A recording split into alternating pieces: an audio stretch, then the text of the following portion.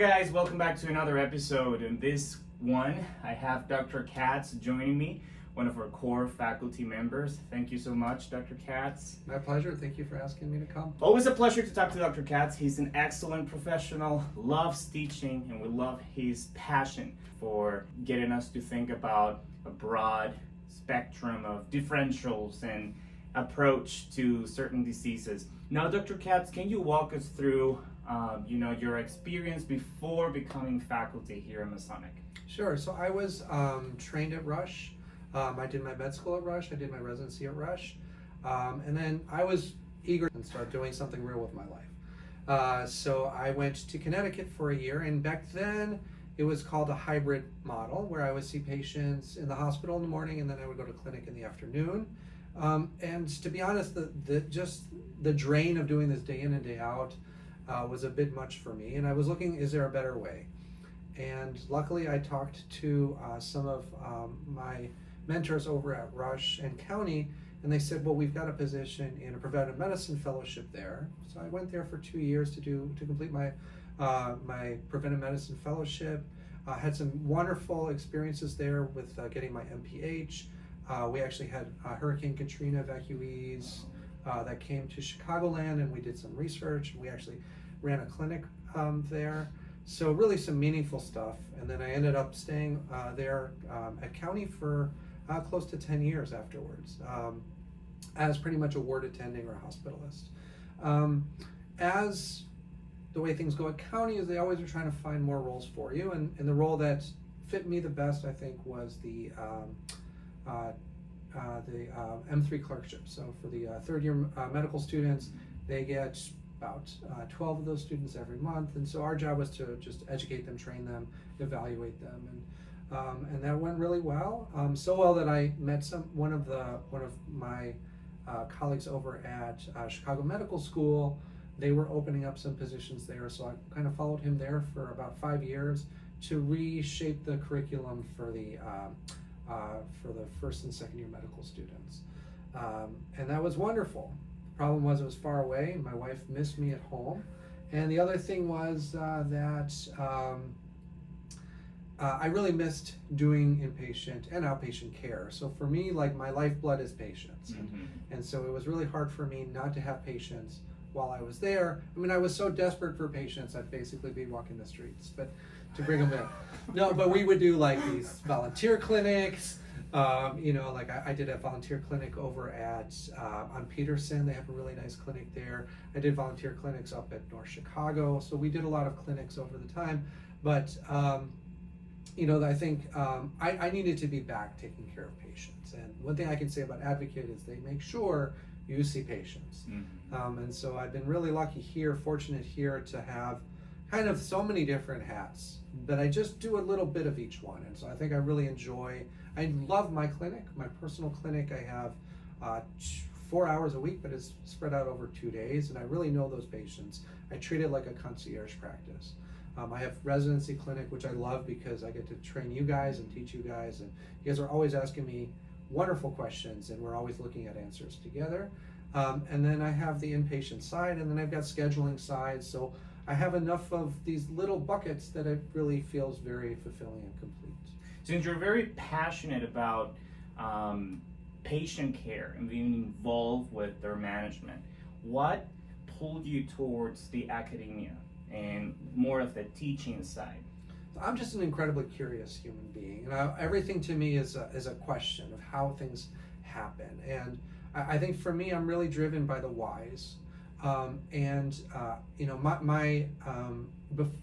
County, I think, really taught me how to look at the cardinal manifestations of disease. So patients presenting with these symptoms, what is your most likely diagnosis? And that's the stuff that I really want to empower onto you guys, and we'll talk about this a little bit later, but I do think that our roles are going to be defined by that ability. The other piece of it is just understanding the pathophysiology of disease. And so I've had the opportunity to do that for many years as well. So really that meld of the cardinal manifestations of disease with that hardcore pathophysiology really, I think, brings a lot of excitement and a lot of curiosity. I think you guys have a lot of good knowledge, and I think it's more about how to kind of invigorate that knowledge and kind of make things stick so that you guys will keep doing them in the future.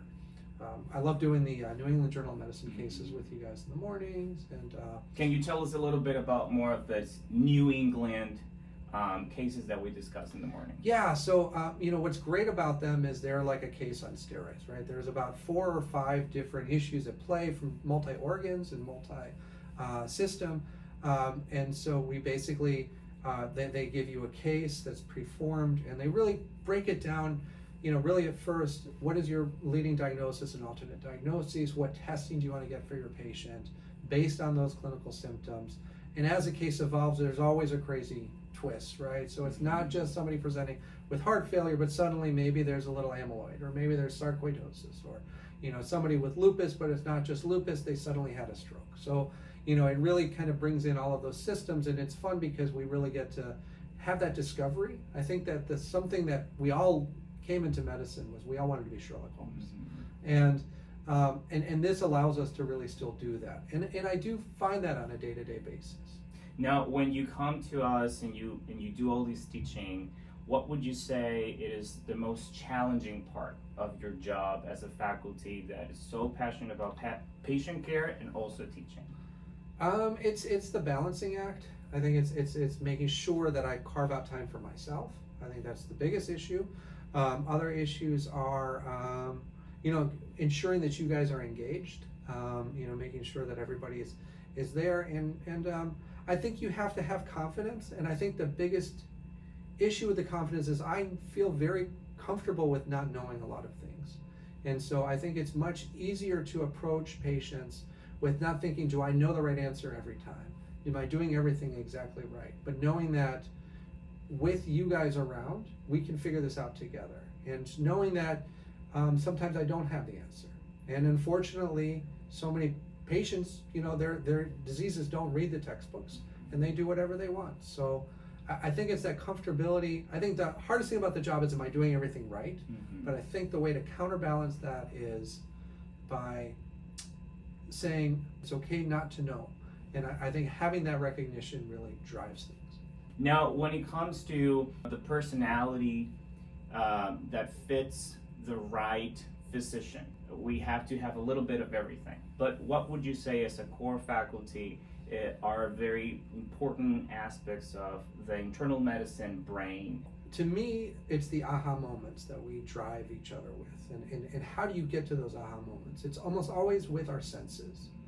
When I look at a patient and I suddenly see their nails are half and half, maybe they have liver disease, maybe they have kidney disease.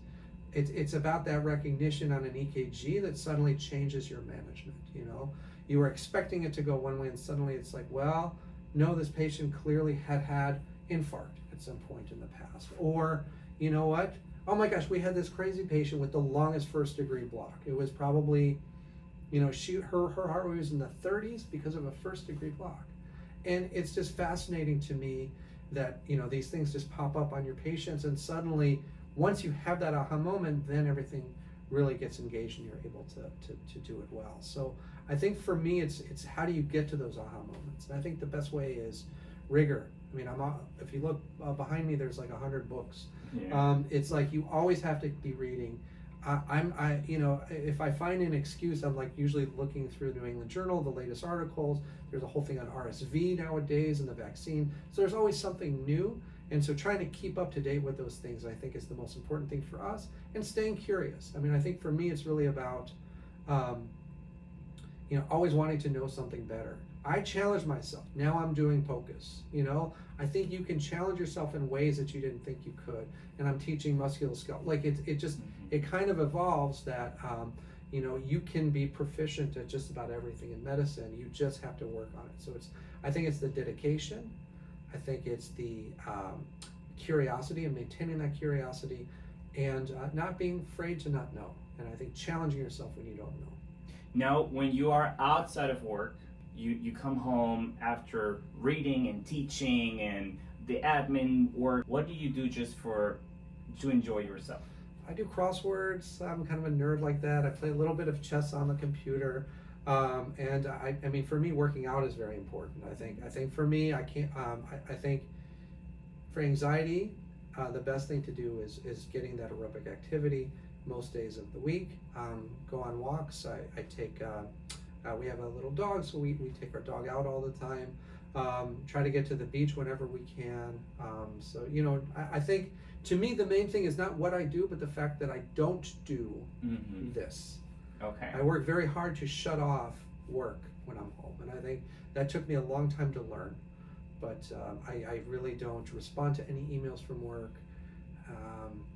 unless I'm really bored. But most of the time, I don't do work stuff when I'm Hopefully you don't have enough time to get bored with all these other hobbies and activities that you do. What would be your recommendation for those residents and doctors that are watching that are passionate about teaching and they really want to make a change in the system with all this innovation? Now AI is coming up. What would you tell them? How do you see the academia moving forward? So we're, I think, at a crossroads in medicine. I think you've got these corporations looking down at us, trying to look at what our value is. I think we have to know what we're selling. I feel very, very good at selling diagnostic reasoning. To me, without the diagnostic reasoning is going to save money. Diagnostic reasoning is going to build trust with your patients, and that diagnostic reasoning is really what we know. That's what medicine's been for the past 250 years. You know, when you look at the original articles, it was all about describing symptoms, these cardinal manifestations, and what disease might be underlying it. And having a strong sense of that is not going to be on AI. You know, when I look at somebody's fingernails, when I look at their conjunctiva and I see conjunctival pallor, when I listen for a murmur, but I have to know why I'm listening. I think with ChatGPT, we're about 15 years away from them doing it as well as I do it. And I think it's because you have to know what questions to ask. It's not just, okay, 60-year-old with unilateral headache. It might be 60-year-old first headache, right? And so that extra word there might change your entire differential. And so just being aware of that, I think we still have our capacity and our need. And to me, that's where my wellness is, right? I know I give value because when I see a patient or I get a lab abnormality that I can interpret. You know, we had a patient at the clinic a few months back who had this transaminitis, young guy, and you know, and it was interesting because the AST to ALT ratio was about 3 to 1, and I said, you know, I think this is probably rhabdo. Have you guys checked a CK? Now that wouldn't have just popped up if somebody just Googles liver function test abnormality or AST and ALT, and sure enough, the CK was in the tens of thousands. We recommended the patient hydrate, get rechecked. The next day there was a recheck and it had normalized. But that's the kind of stuff that I think we will still be needed for. We still are needed for those aha moments. And those aha moments aren't just going to come from ChatGPT. I don't think that those moments are going to come from people who aren't trained like us. That's why my other push is POCUS, because I'll suddenly look at somebody's abdomen and it's the things that surprise us that make the difference in medicine. A patient came in and I was trying to look at the kidneys because, you know, we were questioning volume status. Sure enough, as I'm going through, I see 100 little stones in the patient's gallbladder. Not 100, there's actually one massive hunking stone. One massive stone in the gallbladder. And I said, you're probably going to need this out. You're probably not eating well because you have cholelithiasis. And it just changes the conversation. And the computer isn't going to do that. And I think that that's really where my value is. And when I do that and you guys see it, it makes you guys want to be doctors as well. So it's exciting. Like, yeah, it is. All right. Appreciate your time, Dr. Katz. Thank you so much for joining us today. Thank you. Stay tuned for another episode. Take care. Bye.